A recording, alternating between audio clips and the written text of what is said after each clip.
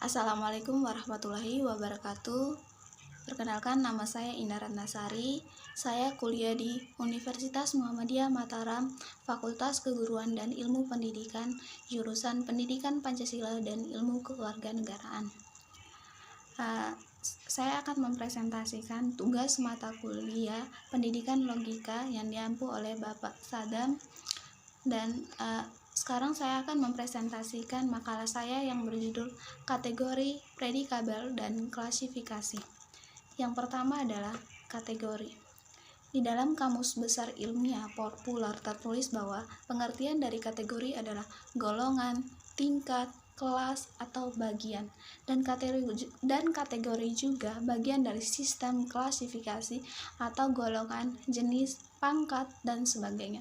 Golongan satuan bahasa yang anggotanya mempunyai perilaku sintaksis dan sifat hubungan yang sama atau linguistik. Yang kedua adalah jenis-jenis kategori. Yang pertama adalah kategori gramatikal, yang kedua adalah kategori leksikal, dan yang ketiga adalah kategori primer, sementara yang terakhir adalah kategori semantis. Yang kedua adalah predikabel. Pengertian dari predikabel adalah bagian dari proposisi yang mengatakan bahwa ia mempunyai hubungan subjek atau tidak. Terdapat beberapa jenis relasi atau hubungan antara subjek dan predikat. Relasi atau hubungan itulah yang disebut dengan predikabel menurut Baharudin Salam. Yang kedua, jenis-jenis predikat yang dikemukakan oleh Aristoteles adalah ada 4, yaitu yang pertama adalah genus,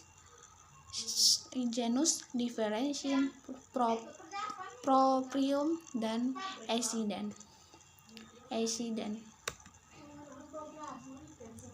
Klasifikasi. Sementara yang terakhir adalah klasifikasi. Pengertian dari klasifikasi adalah penggolongan, pembagian menurut kelas atau penjelasan dalam bagian-bagian.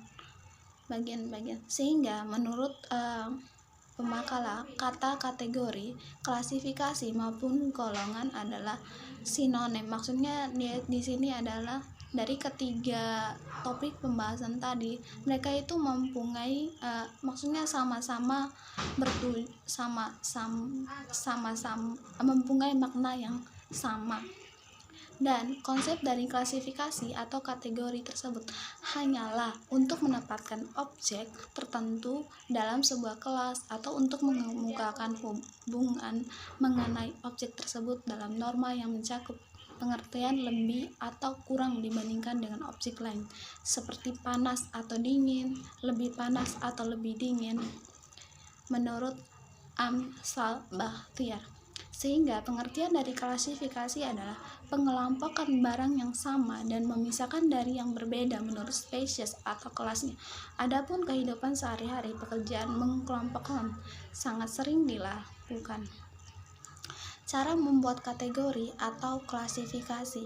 Yang pertama, dengan pemakalah di sini menggunakan 2 cara. Yang pertama adalah pembagian dan penggolongan. Aturan-aturan penggolongan atau klasifikasi adalah: yang pertama, penggolongan harus lengkap. Yang kedua adalah penggolongan harus sungguh-sungguh. Yang ketiga adalah memisahkan penggolongan harus menurut dasar atau garis yang sama. Dan yang terakhir adalah penggolongan harus cocok untuk tujuan yang hendak dicapai. Mungkin itu saja presentasi yang dapat saya sampaikan. Sekian, wassalamualaikum warahmatullahi wabarakatuh.